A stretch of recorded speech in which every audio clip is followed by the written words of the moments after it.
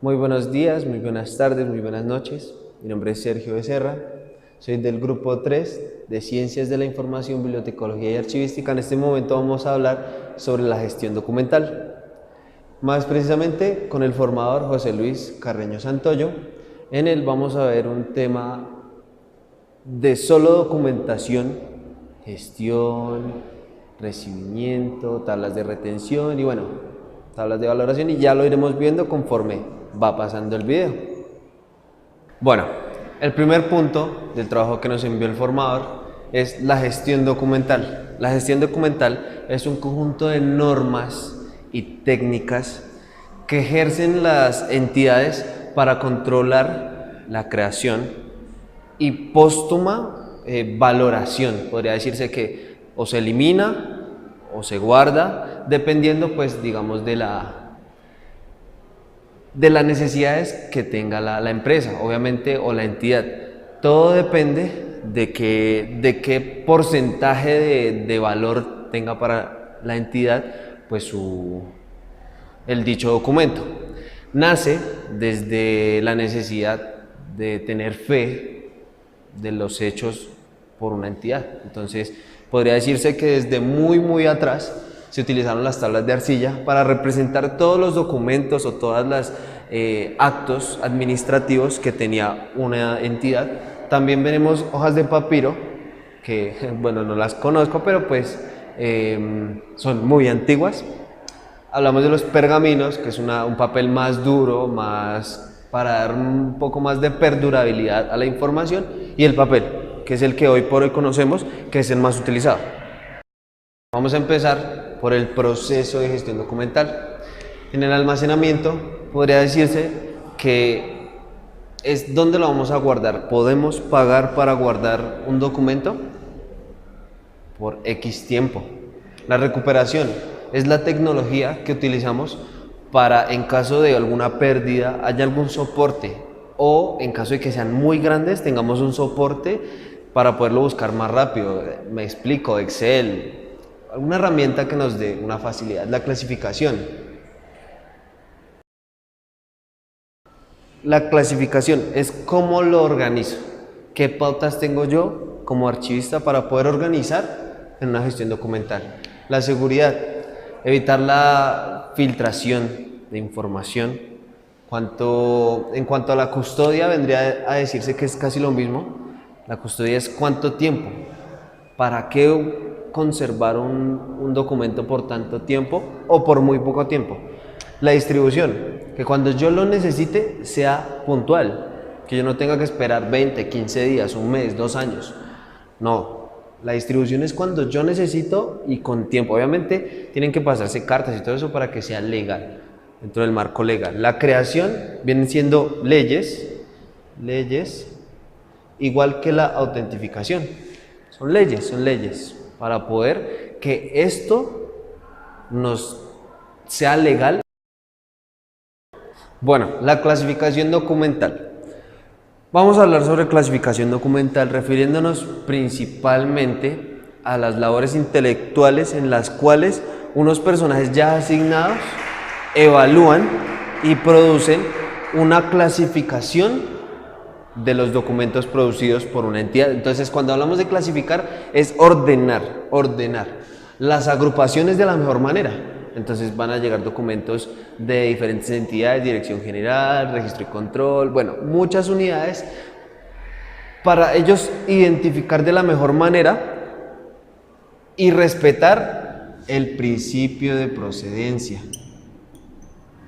El principio de procedencia es respetar desde un inicio la creación de ese documento y dónde fue creado. Entonces hay que evaluar la estructura de la institución y las funciones para que todas ellas en una sola hagan unas subseries de las unidades documentales. Todos son parte de un producto administrativo. Entonces vamos a verlas más que todo en unidades podría decirse que prestan un servicio de documentación. Entonces ellas tienen que identificar todo ese tipo de leyes, normas, para poder clasificar y gestionar, que era lo que estábamos hablando, la gestión documental. Entonces, de las series y las subseries vamos a hablar un poquito más adelante. Por ahora, sigamos acá. Vamos a ver la organización, los tipos de organización documental que existen. Entonces tenemos aquí el alfabético. En el alfabético, como su nombre lo dice, es organizado por letras. Dependiendo del asunto, podremos dar una solución en una búsqueda. Por eso se llama directo, porque va enfocado a una búsqueda más específica del asunto. Continuando ampliamente con el numérico, es un sistema más indirecto. Es un sistema un poco más complicado que nos va a conllevar una búsqueda en una base de datos más específica, porque van a estar las guías, las subguías, las carpetas, todo va a estar rotulado de una forma distinta. Entonces va a ser un sistema que solo va a manejar números. Entonces podríamos decirse que es 1, 1.3.4.8, no sé. O sea, todo depende de cómo tengan organizado ellos ese tipo de la entidad tenga organizada, si es alfabético, como decíamos, por nombre del asunto, o numérico, que es directamente por número en los rótulos. Bueno, ya para terminar, tenemos el alfabético numérico, que se le dice mixto, o alfanumérico, bueno. De él desprenden otras, pero en este video no los vamos a hablar. Los más importantes son estos tres. En el alfabético vamos a hablar de la oficina productora, o sea, para una búsqueda específica, entonces podría decirse que el alfabético dice la oficina, y en el numérico ya vendría siendo la serie o la subserie a la cual pertenece, lo cual nos hace una búsqueda más sencilla. Obviamente se va a necesitar de una base de datos, todo esto necesita una base de datos, pero lo importante aquí es que es uno de los métodos en teoría más sencillos y los que más se maneja. Vamos a seguir con los elementos para la clasificación documental. ¿Qué necesitamos nosotros para poder clasificar como archivistas? Entonces, como primer ítem, tenemos que verificar qué opciones, o no se podría decir qué opciones, sino las funciones orgánico-funcionales que tiene mi entidad. Para eso, pues obviamente vamos a identificar las funciones, si es un centro de documentación, si es una biblioteca o donde yo estoy laborando, que es un centro educativo. Ahí nos vamos a regir obviamente por un marco normativo, que el marco normativo son las leyes de las cuales ya vamos a hablar, en las cuales obviamente nos dicen cómo hacer para no infringir una norma y que nos traiga algunas sanciones a nuestra entidad. Como ya decíamos, la estructura orgánica y los procesos administrativos, los cuales conllevan a que en un contexto administrativo se maneje de una forma y en las funciones normativas tengamos una solución específica para clasificar. Y todo esto nos lleva a la clasificación documental.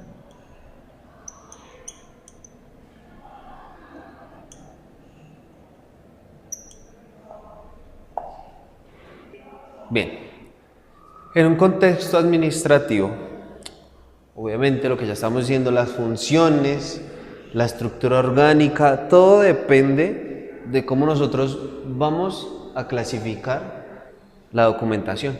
En las funciones normativas vamos a encontrar la constitución política, las leyes, los decretos, las resoluciones, las circulares, los acuerdos, los actos administrativos y las normas técnicas a las cuales nos regimos, las cuales pueden ser ICONTEC, las cuales pueden ser, etcétera, etcétera, etcétera. Todo ello para poder llegar a un mismo punto, la clasificación documental. Bueno, vamos a seguir con el cuadro de clasificación documental. Es la herramienta más importante para los archivistas, debido a que necesita de que nosotros sepamos de que ya todo lo que habíamos hablado del marco legal, todo ese tipo de cosas, se unen en un mismo lugar para que también se llame un índice de clasificación. En él van a estar evaluados todos los actos administrativos y puede vincularse de dos formas, orgánicos o funcionales. Y está el que son junticos, o sea, lo mismo, no lo mismo, sino uniditos. El mixto, que es el más común, el que más se utiliza. Vamos a ver a continuación un cuadro de clasificación, cómo es, y a explicar algunas cosas de él. Listo.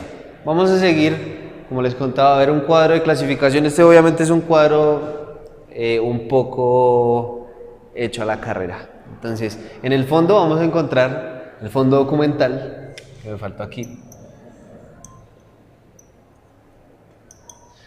Vamos a encontrar la entidad, que en este caso podría ser Colanta, exportadora de leche, vendedora de leche. La sección, esto es llamado la estructura de la entidad. Cuando hablábamos en el pasado de este mismo video, decíamos que era importante saber la estructura, qué dependencia tenemos, qué dependencia cuenta digamos, con producción de documentos. Entonces, en este momento vamos a hacer, claro, un pequeño ejemplo de el número 100, que este vendría siendo un alfanumérico. La gerencia. Entonces, vamos a encontrar el documento 100, la subsección gerencia, en informe. Entonces, esto vendrían siendo las actividades. Las actividades en este momento van a venir siendo un informe. Entonces, la sección es 100, la gerencia, el informe, que ya es la serie, y la subserie ya vendría siendo si necesitáramos otro tipo de documento o algo necesario, pero en este caso, ninguno de estos 2, 3, 4 casos no es necesario. Pues secretaría, actas, dirección, conceptos jurídicos y bueno, todo lo que eso trae consigo. Listo. Vamos a hablar ahora de la tabla de retención documental. En la tabla de retención documental, lo más importante para este momento es validar qué tan necesario es el retener ese documento. O sea, cuánto tiempo necesito yo retener ese documento para una necesidad administrativa. Entonces, aquí hice un pequeño cuadro en el cual, digamos, podría ser el código 1.1 de la serie o la subserie X, o sea, eso es indeterminado o el tipo documental. Vamos a ver si es del archivo de gestión o del archivo central. Entonces, la retención va a hacerse en el archivo de gestión o en el archivo central. Entonces, todo va a depender de la necesidad administrativa que tengamos. Entonces, si es el archivo central, entonces lo vamos a tener allá guardadito. Si es el archivo de gestión, diariamente va a tener un recorrido. La disposición final, ya eso va dependiendo de la unidad administrativa y los procedimientos, marcos legales y todo lo que tenga que ver con la gestión documental. Vamos a hablar ahora sobre la tabla de valoración documental, en la cual vamos a ver el listado de las series y las subseries documentales, en las cuales vamos a ver qué tan importante es el documento, evaluando obviamente la necesidad que tenga la entidad. Va a ir al archivo central, que no es un archivo de gestión, no es un archivo histórico, nada de eso, es un archivo central en el cual va a estar allá quietico y nadie lo va a tocar. Entonces vamos a hablar en este pequeño formato que hice de el Archivo General de la Nación, la entidad productora, que puede ser Colanta. Obviamente todo esto es imaginación, la hoja número 3 de X, no sé. La unidad administrativa puede ser Dirección General. Y bueno, entonces vamos a empezar con el código. Entonces el código 1.2.3 de la serie, la subserie X. Archivo central. Entonces vamos a ver conservación total. Entonces si vamos a tenerlo todo el tiempo en el archivo central. La eliminación, si ya va a ser eliminado por el archivo, entonces no va a estar en el archivo central, sino ya va a estar eliminado. O la microfilmación y la selección, todo dependiendo de qué necesidad tenga nuestra entidad. Va obviamente firmado por el revisor y la fecha de aprobación, 10 de octubre del 2018. Bueno, vamos a empezar ahora a hablar sobre la serie y la subserie.